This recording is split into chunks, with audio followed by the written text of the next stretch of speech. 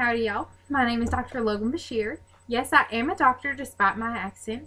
I was born and raised in Dallas, Texas, so you'll have to excuse me for being from the city with the best football team.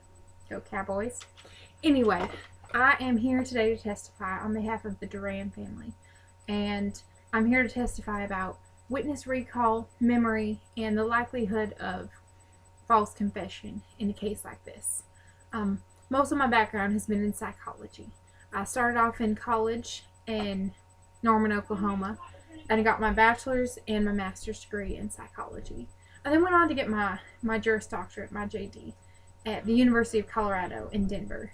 And after that, I worked for the public defender in the juvenile division for a few years. That's when I realized the thing that I was really most interested in law was working with children. You know, a lot of kids don't really understand the legal system, get themselves into hot water, and they don't have the ability to work through the system the same way that adults do, nor are they protected in the same way that adults are by their own knowledge. So that's when I went back and got my PhD from Stanford in psychology and opened up my own firm, Bashir Strategies, in Tucson, Arizona. I'm also an adjunct professor at the law school in Tucson for the University of Arizona. So kind of a little bit more specifically what I do. I study witness recall, their ability to remember certain events.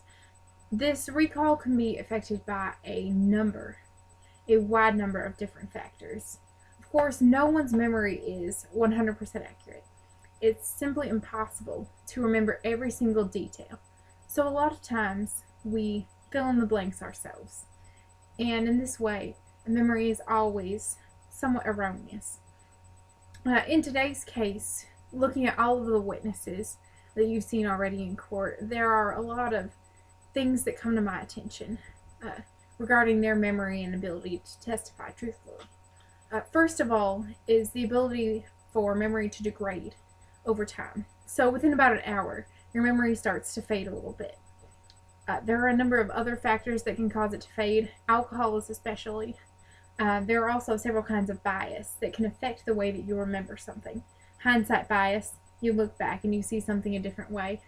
And confirmation bias, where something doesn't fit in with the things that you think you know, so that you morph it in your memory to sort of fit the mold that you already have in your mind. These are just a few ways that memory can be distorted, and it's very important to recognize these in a case like this.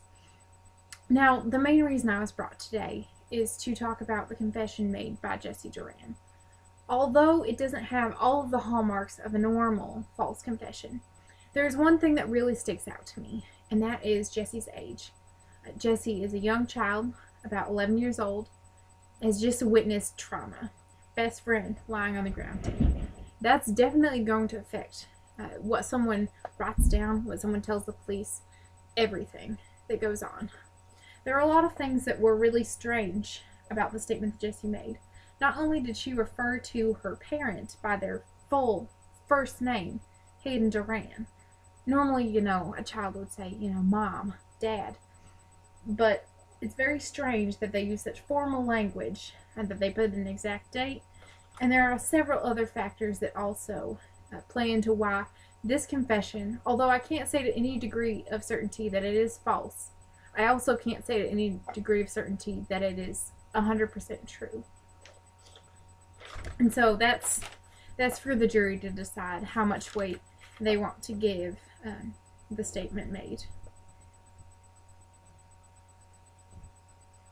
Thank you.